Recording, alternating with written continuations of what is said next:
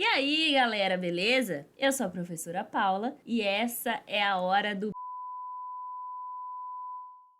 Vamos continuar falando de circunferência na geometria analítica? Hoje eu vou mostrar para vocês as posições relativas entre uma reta e uma circunferência. Dado uma reta e uma circunferência, quais são as posições que elas podem estar uma relacionada com a outra? Vamos lá? Bom, então vamos vir aqui primeiro no nosso clássico GeoGebra. Eu tenho aqui uma circunferência, tenho o ponto que é o centro dessa circunferência, e aí eu vou mostrar para vocês as três possibilidades que uma reta pode ter em relação a essa circunferência. A primeira das relações é uma reta secante.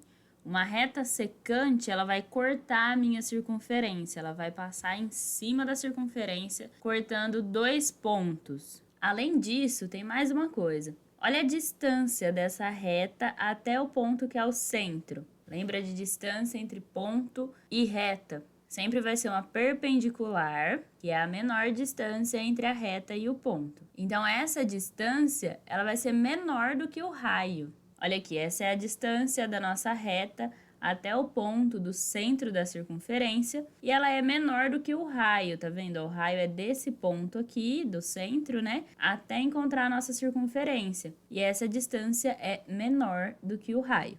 Outra coisa que pode acontecer é a nossa reta ser tangente à circunferência. E quando a gente fala de tangência, significa que essa reta encosta em apenas um ponto da nossa circunferência. Então, ela não vai chegar a cortar a circunferência, ela vai ter um ponto só em comum, vai só encostar ali, só na beirinha. E quando isso acontece, a distância do ponto, que é o centro, até a reta tangente é igual ao raio, porque ela só vai ter um ponto em comum com a circunferência, e aí esse ponto em comum vai me dar justamente um raio. Então, a distância da reta tangente até o centro da circunferência é igual ao raio. E a terceira e última coisa que pode acontecer é a nossa reta ser exterior à circunferência. Ou seja, ela não tem nenhum ponto em comum, não encosta em nada da circunferência. E aí, nesse caso, a distância dessa reta até o centro da circunferência é maior do que o raio. Ela passa a medida do raio. Tá aí, ó, só para vocês não esquecerem, deem um print nessa tela agora, só para ficar bem guardadinho na lembrança. A reta secante, a distância da secante até o centro é menor do que o raio. Reta tangente, a distância da tangente até o centro é igual ao raio.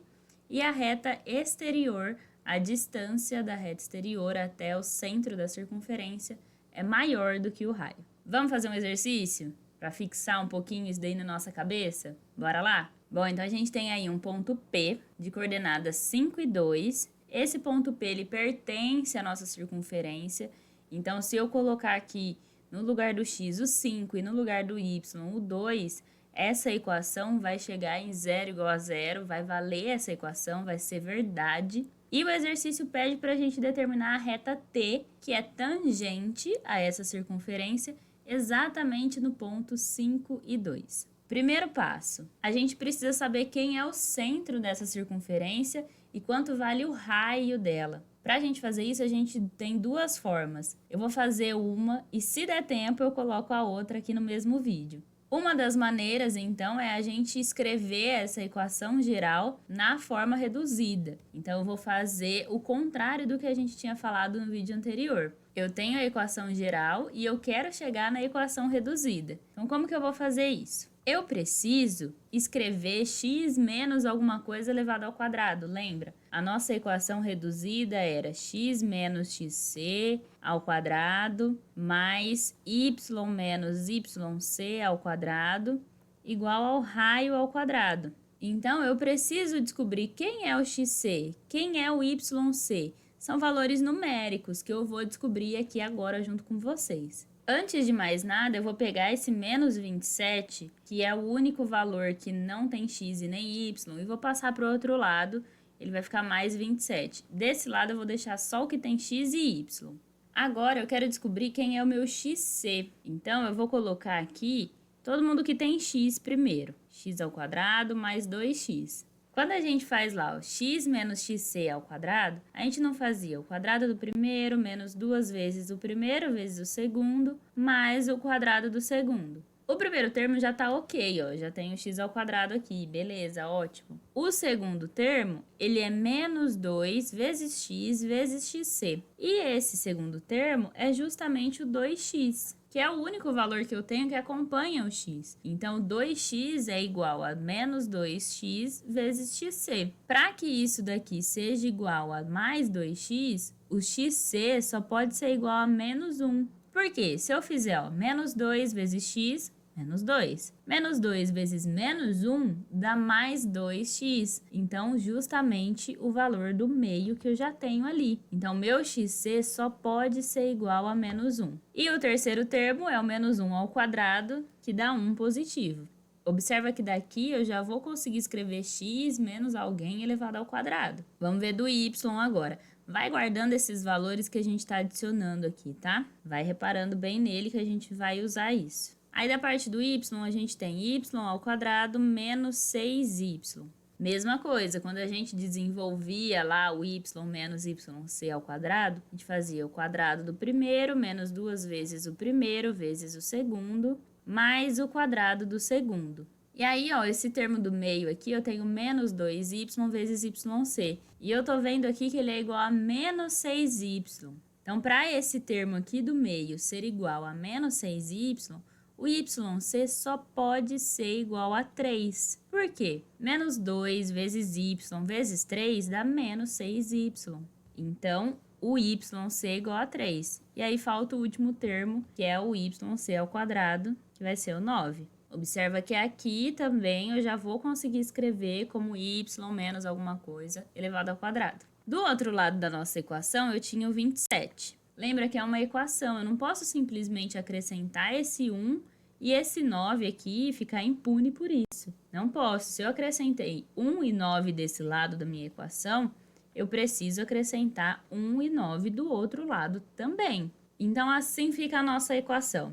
Vamos escrever isso de uma maneira que a gente consiga identificar a nossa equação reduzida. Então, aqui, ó, eu consigo escrever x mais 1 ao quadrado, mais porque esse termo aqui do meio é positivo, tá? E aqui, y menos 3 ao quadrado. Isso tudo é igual a 37. O que significa isso daqui? Vamos olhar lá na nossa equação reduzida, ó. Era x menos xc. Então, o xc é menos 1. E o yc é igual a 3, porque é y menos yc. Então, o nosso centro da circunferência, ele tem coordenadas menos 1 e 3. E o raio? Quanto que vale o raio? Olha aqui, ó. R ao quadrado é o que vai estar do outro lado da nossa equação. Justamente o 37. Ah, então o raio é igual a 37, né? Beleza. Não, o raio não é igual a 37. O raio ao quadrado é igual a 37. Ou seja, o raio da nossa circunferência é igual a raiz quadrada de 37. E essa foi só a primeira parte do nosso exercício. Vamos para a segunda. Fiz um esboço aqui rapidinho só para vocês entenderem uma coisa, ó. Eu tenho a minha circunferência, tenho a reta tangente no ponto P e a distância aqui, ela vai ser uma reta perpendicular à minha tangente. Então, sempre que eu tiver uma tangente, o raio, que é a distância do centro até a tangente, vai ser perpendicular a essa reta. Como eu conheço as coordenadas de C e conheço as coordenadas de P, eu consigo calcular o M dessa reta aqui, que é perpendicular à minha reta T. Então, olha só o que eu vou fazer. Eu vou calcular o M dessa reta, né? A distância é um segmento de reta, né? Que é o raio. É um pedaço dessa reta que é infinita. Então, o que a gente vai fazer? Vou calcular o M dessa reta, porque ela tem uma declividade. E aí, vocês lembrem que duas retas perpendiculares, o M de um vezes o M da outra, sempre vai ser igual a menos 1. Então, sabendo o M dessa reta aqui, eu sei o M da outra reta. Então, vamos lá para essa parte. Essa reta M1, que é perpendicular à nossa reta tangente, ela passa pelos pontos C e P. O ponto C tem coordenadas menos 1 e 3, olha lá embaixo, menos 1 e 3. E o ponto P é o que o enunciado nos deu, é o ponto 5 e 2. Lembra como que calcula o M? Delta Y por delta X, variação do Y dividido pela variação do X. Então, vamos lá, variação do Y, 3 menos 2, E variação do x, menos 1, menos 5. Lembra que a ordem aqui, ó, eu preciso que seja primeiro de um ponto, depois do outro ponto, tá? Então, peguei o y do C menos o y do P. Depois, o x do C menos o x do P. Tem que seguir a ordem, tá? 3 menos 2 é igual a 1. Menos 1 com menos 5 é igual a menos 6. Como é uma divisão de um número positivo por um número negativo, posso colocar assim, ó. Menos 1 sexto. E esse é o M1, tá? É o M dessa reta aqui que eu não quero saber quem que é ela. Não preciso saber quem que é ela inteira, só queria saber o M. Por quê? Porque esse M vezes o M da minha tangente, que é o que eu quero saber, é igual a menos 1. Ou seja, menos M2 sobre 6 é igual a menos 1. Passo 6 para lá, ó, ele está dividindo, ele vai multiplicando. Menos M2 é igual a menos 6. Então, o M2 é igual a 6, ou seja, o M da minha reta tangente aqui, ó, dessa reta que eu quero descobrir, é igual a 6. E essa reta tangente, ela passa pelo ponto P, que é o ponto 5 e 2. Então, é só eu usar agora a nossa formulinha do ioiô michichô, substituir todos os valores e eu acho quem que é essa reta. O y0 e o x0 vão ser os valores do P e o M é igual a 6. Então, y menos 2 é igual a 6 vezes x menos 5. Vou aplicar essa distributiva aqui e vou passar o 2 que está subtraindo para lá, somando. Então, a minha reta y, que é tangente a essa circunferência no ponto 5 e 2, é a reta y igual a 6x menos 28. Como o enunciado não está pedindo a forma da reta, então eu posso colocar na forma reduzida. Se quiser colocar na forma geral também não tem problema nenhum. Por enquanto é isso. Vou ficando por aqui hoje. Hoje a gente reuniu vários conhecimentos que a gente já teve lá atrás em um exercício só. O bom da matemática é isso, que a gente vai acumulando conhecimentos e vai usando para o resto da vida. Espero que vocês estejam gostando. Não se esqueçam de se inscrever aí no nosso canal, dar o like, comentar, compartilhar.